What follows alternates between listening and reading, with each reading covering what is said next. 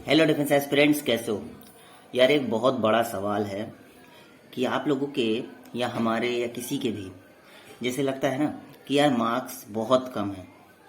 यार इस बार F cat के मार्क्स बहुत कम हैं, मेरे तो 157 ही हैं। यार मेरे तो 158 हैं। यार मेरे कैसे भी करके 159 है, ठीक है ना। यार मेरे तो 163 हैं और मेरे तो 170 हैं। यार एसएसबी जाएं कि ना जाएं, ये एक बहुत बड़ा सवाल है। और इसके पीछे के जितने भी मिथ है ना, वो आज जरा मैं आपको मिटा देना चाहता हूँ कि यार मिथ विथ के पीछे बिल्कुल मत भागो, नहीं तो परेशान हो जाओगे और एक्चुअली में बर्बाद हो जाओगे।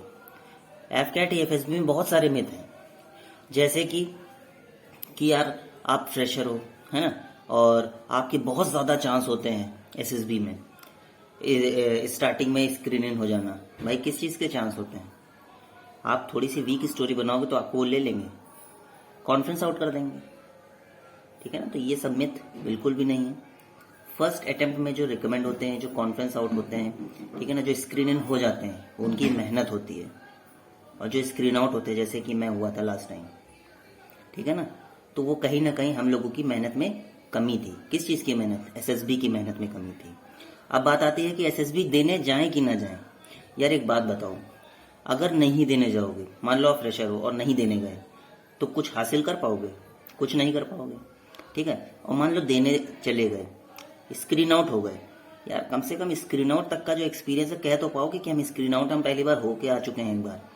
और सबको मौका नहीं मिलता है। जिनके 166 मार्क्स होंगे उनको तो कितना खल्ला होगा, यार मेरा तो पेपर ही नहीं निकला। और आपका पेपर निकल गया है तो परेशान हो एसएसबी देने जाए ना जाए। अगर एफ कैट ने, सी डैक ने, एयरफोर्स ने एक कट ऑफ सेट की है कि इस कट ऑफ तक या इस कट ऑफ के ऊपर वाले कैंडिडेट जा सकते हैं एसएसबी देने, फिर आप कह रहे हो कि हम नहीं जाएंगे।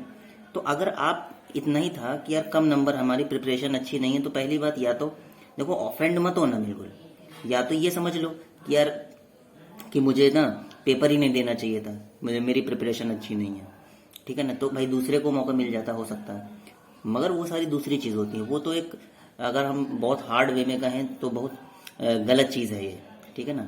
दूसरी चीज़ ये हो जाती है कि यार मान लो कि अगर आप एसएसबी देने गए और वहाँ पे आप मान लो कॉन्फ्रेंस इन हो गए, मतलब आप रिकमेंड हो गए, फिर आपको रिकमेंडेशन तक का पूरा एक्सपीरियंस है, उसके बाद मेडिकल का पूरा एक्सपीरियंस है, चलो मान लो आप मेरिट आउट हो गए, तो एक बात बताओ, आपके ऊपर एक टैग तो लगा ना कि आप रिकमेंड हो।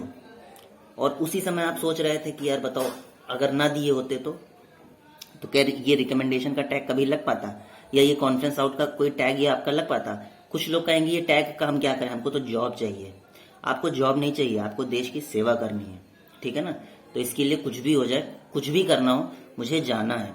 मान लो आपके नंबर कम है और आप एसएसबी देने नहीं जाते हो, तो ये क्या दर्शाता है? आप डर गए, आप हताश हो जाओगे। क्यों? सैनिक हताश हो जाते हैं क्या? नहीं ना।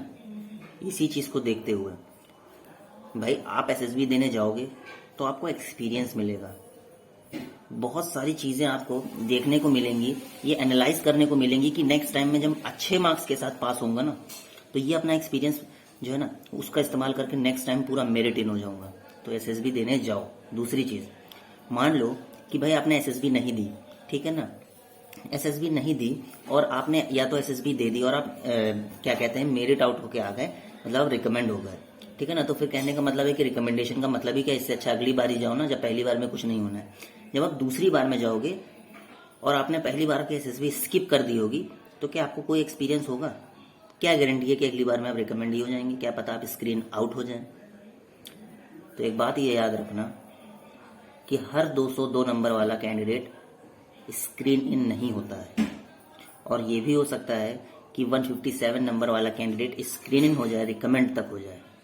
तो मोटिवेशन पूरा हाई रखना, और अगर मेरी बात आपको अच्छी लगी हो तो ज़रा सब्सक्राइब कर देना, और चैनल में जो एक लाइक का बटन है ना उसको थोड़ा सा दबा देना, कमेंट करके अपनी क्वेरी बताना, कुछ गलत कहा हो मैंने तो प्लीज़ बताना, ठीक है ना। और अगर किसी को भी कुछ भी बात मेरी बुरी लगी हो तो सॉरी यार, ठीक है, बट यही सच है। एसएसबी देने जाओ जाओ जाओ, पूरा एक्सपीरियंस लेके आओ, रिकमेंडेशन लेके आओ, मेडिकल का पूरा प्रोसीजर लेके आओ, और जरा मुझे फिर बताना, वीडियो बनाऊंगा ना। चलो खुश रहो, और अप्रैल से एसएसबी चालू हो रही हैं, तो पूरी प्रिपरेशन कर लेना आप लोग, ठीक है ना। और फ्रेश एसएसबी की डिटेल्स जो होंगी, फ्रेश एएफएसबी 2022 की डिटेल्स आपके अपने चैनल टाइम लैप्स अवे पे रेगुलर आएंगी। और अभी भी कुछ एसएसबी 2-3 तो रिकमेंडेड कैंडिडेट्स की एसएसबी आप अपने टाइम लैप्स अवे पे मुझे डालना है, बट मुझे लगा कि सबसे पहले ये जरूरी है। रिकमेंडेशन कैंडिडेट्स का क्या होता है भाई, उनका मेडिकल का है, कुछ मेडिकल के वीडियो है, फीमेल कैंडिडेट के मेडिकल की वीडियोस भी पेंडिंग पड़ी हुई है, वो भी आप लोगों के चैनल पे आएगी, ठीक है ना दोस्तों। तो चलते हैं, जय हिंद, नेक्स्ट वीडियो में मिलते हैं। और एसएसबी देने जाना, ठीक है, सब्सक्राइब कर दो।